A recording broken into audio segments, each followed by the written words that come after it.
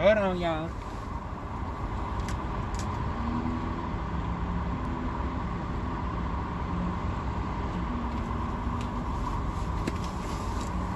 Child, this is the largest order that I've ever gotten from Little Caesars or any pizza place. My customer has 6 pizzas. I kid y'all not. Here's the first 3 right here. Oh. Even if I had a large bag like a Grubhub bag, all of this would not fit in here. Hell, even if I had a pizza bag. Here's another 3. Damn, somebody eating good tonight, child. 6 darn on pizza bags, y'all. Uh-oh. Somebody calling. Is this my customer calling me? Hold on, y'all. Okay, y'all. I'm at my customer's address, but due to the way her apartment is, I actually have to walk over there. I don't know if I'm supposed to came in through that way or not, but she told me she's the last building. And bless her heart, I guess the DoorDash movement is making waves, honey, because she called me, like I said, and she asked did they include the tip or whatever. Now, of course, y'all know I don't see the tip amount until after I complete the delivery, but just off the fact that this is $8 and I know the base pay is $3, I know that it had to be a tip included. So I don't, and then, you know, I can deal with inconveniences like this when I have super generous and friendly customers. So let me go ahead and make this walk, and I'll be back with y'all. Y'all, that delivery done touched at my heartstrings a little bit. So even though I done came in a wrong way, and she was the last building, see, it's stuff like this where I don't mind. Uh-oh, let me see what this is about real quick, y'all. Okay, like I was saying, I don't mind doing stuff like this. She was an older woman, and she was doing a birthday party for her grandbaby. And she was also handicapped. She came to the door. The little girl was trying to, like, the girl ain't no more than like 5 or 6. When she said the girl was about to meet me at the door, right, I'm thinking that it was a teenager looking out for the door, because I got confused because I walked to the opposite side. It's this adorable 6-year-old walked to the door, right? And the grandmother comes to the door. I almost offered to put the stuff in the house for him because, like I said, ooh, yeah, I damn sure got. I definitely got to adjust these darn going things come this upcoming week. That's the second time that thing done fell on me. But yeah. She came to the door and she was in the wheelchair, and I felt so bad because, like I said, it was 6 pizzas and the girl was like 6 years old. She said it was 10 children there all together, so I guess she watching out for all the children in this apartment complex area. But even with her in this area, she was generous enough to give me a tip during a peak pay. Because she was so adamant, she kept asking, did I receive a tip or whatnot? And I was like, well, the order was $8, so I know at the minimum is a tip included. Now, I forgot all about the peak pay. So it's a $2 peak pay going on. I took it for $8, and, you know, she's just down the street from the place. But once again, she got the children. She's disabled, or whatnot, so she still gave me a $3 tip. So that's why I get so upset with my people. Because it's like, here you got this older Caucasian woman. I would say she had to be at least in her late 60s, early 70s. Handicapped, lower income neighborhood. And she still gave me a tip during a $2 peak pay. Yeah, it be some of my own people who, even in $1 million neighborhood, I can't even get a darn going dollar tip. Like, that what irritates me. Like, I should not pull up to a $800,000 house and I can't get no tip. But this woman who has 10 children providing for a birthday party was able to give me a tip. Like I said, that just tugged at my heartstrings so much. So shout out to that customer who managed to give me a tip. You know, for security reasons, I will not name her name nor disclose her address. But anyways, let me get on back to dashing, y'all. Okay, y'all, just as I was going back to the house, because, you know, DoorDash was on their bullshit. People don't want to tip at all doing this darn on. And my thing is this, I understand if your order is a certain, like, I browse the order a little bit, best I can, to get a gist of what you, because once again, I can't see your full order until I accept the order. So I gauge it by the restaurants. And if I notice that, okay, maybe you might be ordering 1 or 2 items, you're not that far, I can understand not tipping. Because like I said, if it's a $2 peak pay and your order price is under $10, you can still tip $1, in my humble opinion. But I can understand that, you know, some people don't want their fees and stuff to be more than, you know, more than 50% of their order. Because it's like if your food cost is $10 and the delivery fee is $3 and some change, or $4, the peak pay is $2, you already paying half of your food costs right there. So understandably, some people don't want to tip at times. But if I notice that you ordering like $40, $50, like if I'm going to Nico's, or if I'm going to like, let's say a higher end restaurant, and I know you ordering at least $20, $30 worth of items, and I don't see no tip, I get irritated. I mean, short of it being a high dollar peak pay, like during the holidays, unless it's like a $7 or $8 peak pay going on, you should be tipping.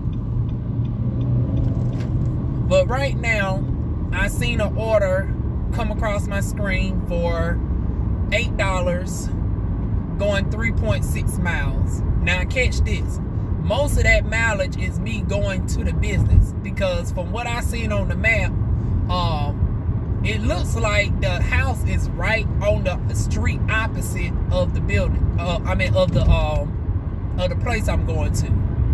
And of course it's Micasitas, but this time on Bragg Boulevard.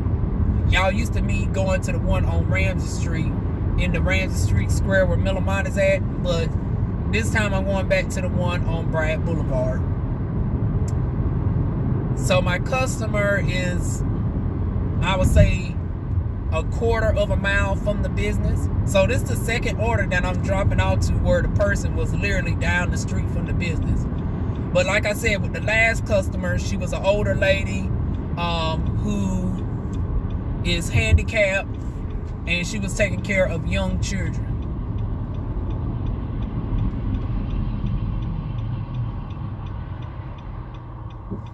This person might be in a similar situation, or might be healthy regardless.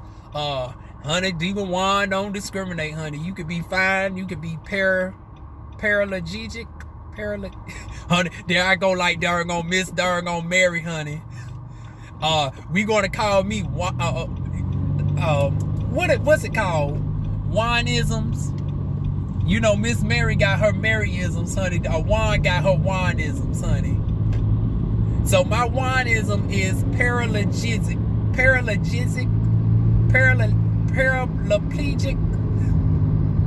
Baby, I need your help, girl. What's it called? Baby, your ass corrected me the last time I said this shit. Is it paralytic? Paralytic,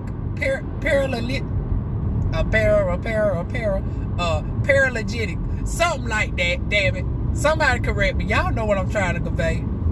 Hell, I'm on my Miss Mary, honey. I'm a southern bitch too, honey. It's a wineism. But anyways, regardless of whether you are that or healthy, honey, if you gonna place it through the app and give a girl a tip, honey, I gladly deliver.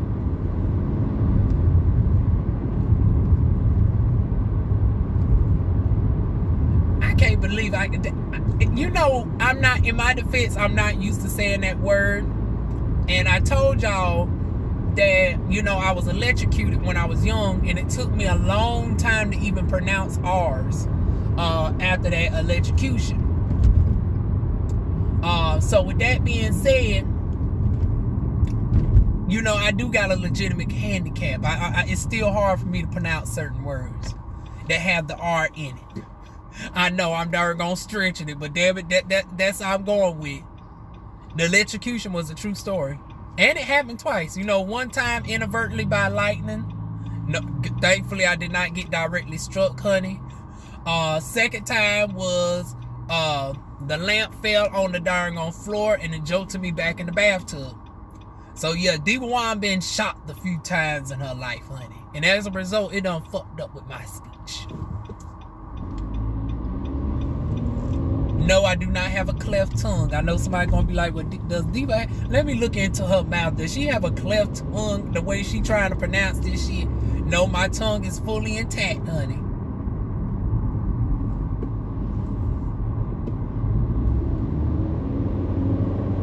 But anyways, we're almost here. I just don't like how they directly off the highway.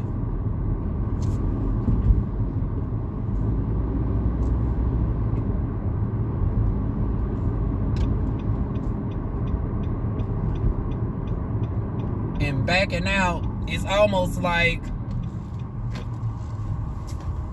although it's not quite as bad as crowns on the Merc. I'm going to show y'all what I'm talking about in a minute, because at least their driveway is long enough where I can turn around and go out that way, versus crowns only have one exit. So I also like how they give me notifications that my customer's order is ready. Other stores don't do that, but then again, they rarely be ready though. But y'all see how I'm off the highway, but I have enough space to go out straight that way. I wish crowns was like that. But anyways, let me get in here and get my customer's order. Okay, this is definitely the better of the two Micasitas, because I can't think of a time that I've ever had to wait on an order. Like, they always have my order when I come over here. Ramsey Street, I be waiting. Granted that 70% of the time I don't be waiting too long, but I've waited nonetheless. But that's part one of my customer's order. And then this is part two, which is going to be right here on the floor. It's cold out, so I got my heat blasted so they food won't be too cold, especially with them being around the corner. And then, of course, soon, within a week or so, especially since the Senate done finally approved the stimulus checks and stuff, first thing I will be purchasing is a bigger tote for these large orders. So deal with me, y'all. By the time this video comes out, DivaWuan should have a stimulus, and I will be purchasing a larger bag for these types of orders. But honey, I get to my customers within a timely manner anyway, so they don't be having no cold food though. But anyways, I digress. I'm my dash here at the Jack's Tap. Now that I know where it's located, shout out to my customer, the bartender who just ordered from Jack's Tap. And darn going, Google, y'all need to get y'all act together, because I was late to this order where I shouldn't be. Like, this don't make no sense. Like, Micasitas has never had me wait on the order ever at Brad Boulevard location, right? And then on top of that, the darn gone person is literally within like they could literally walk to the store. But I said, okay, with somebody being this close to the store where they can literally walk to it, it's like something must be going on. And every time that happens, it usually be like that. Whether somebody be, you know, handicapped or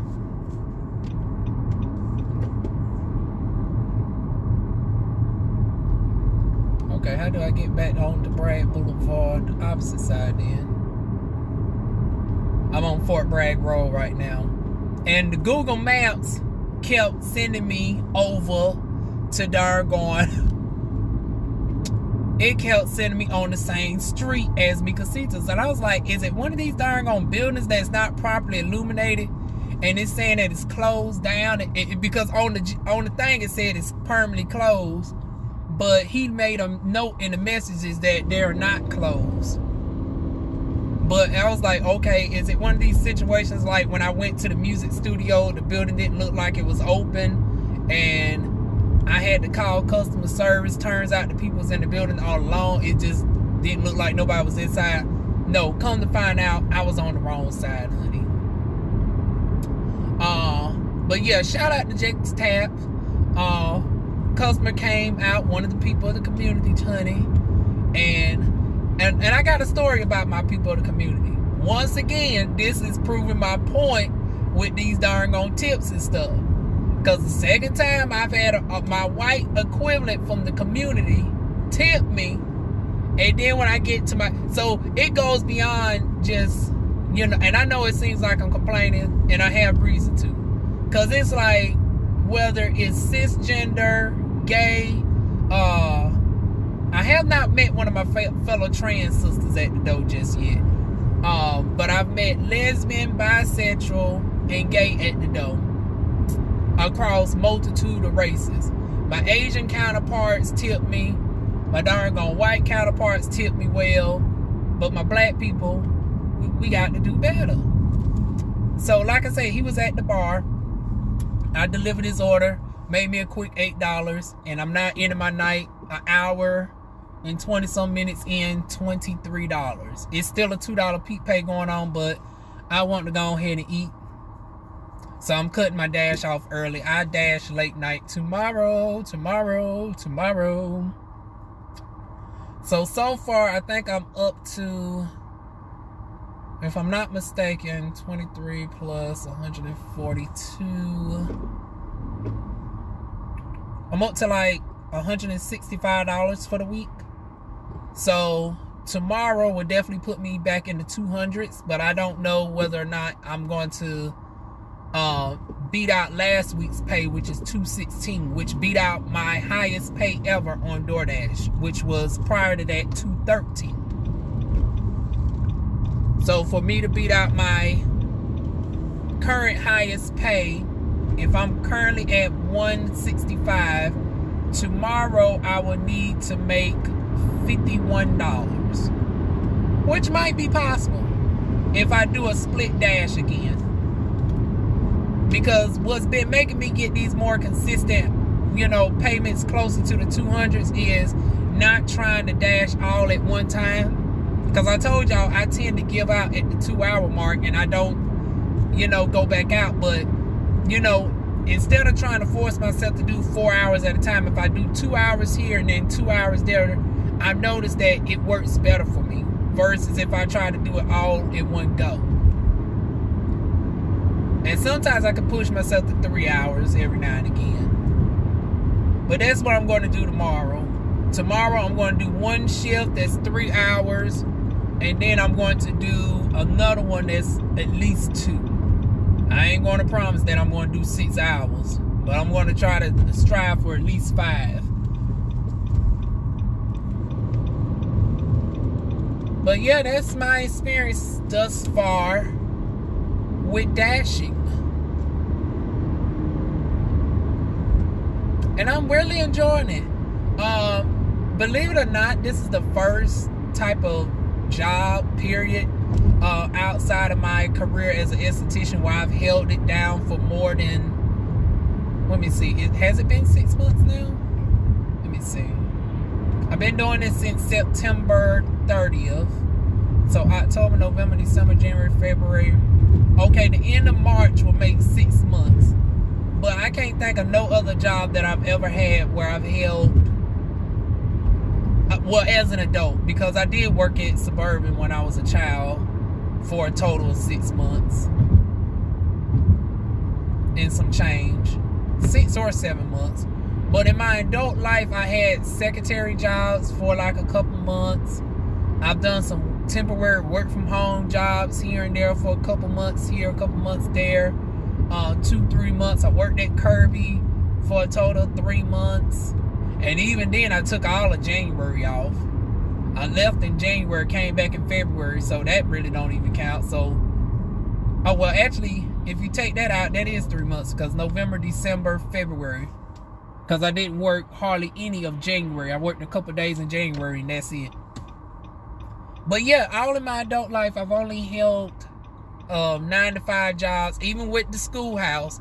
I know it might seem longer because we was technically off for like 4 months.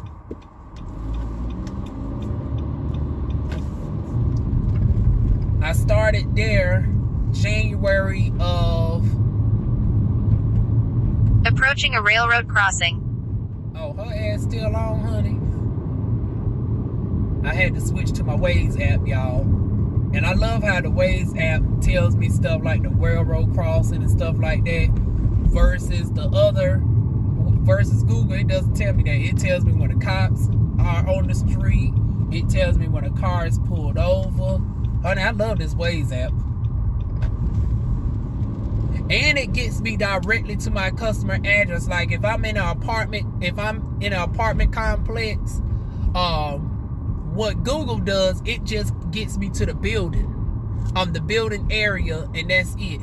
But with the Waze app, it will actually get me all the way to that person's door. So that's what I really love about the Waze app. It will get me to the customer's door. But like I said, this is the first job that I've held for more than 3 months because I've actually enjoyed. I'm really, and then it's weird because y'all know I'm somebody for the most part that don't, engage with people and stuff, and this has actually been causing me to engage with quite a bit of people because I'm dealing with food delivery, and every now and again I got to hand the customer their food and stuff. So it's been getting me out my shell, introducing me to tons of new places. I get to be exposed to tons of different people on a daily basis. I know that's not necessarily a good thing with the COVID, but once again, everybody got their masks and stuff on for the most part, and even when my customers don't have their mask on, I don't fret because I have my mask on. Like the last person, he didn't have his mask on, but it's like, once again, I got my mask on. It's understandable. He's working at the bar. He ain't going to necessarily be covered up or whatnot.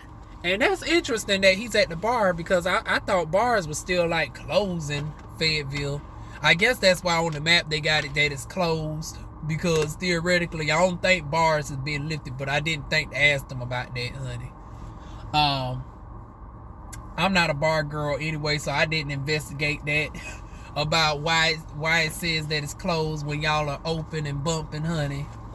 But anyways, yeah, I get to be exposed to different places, different people, learn about all the different foods, to try out and stuff.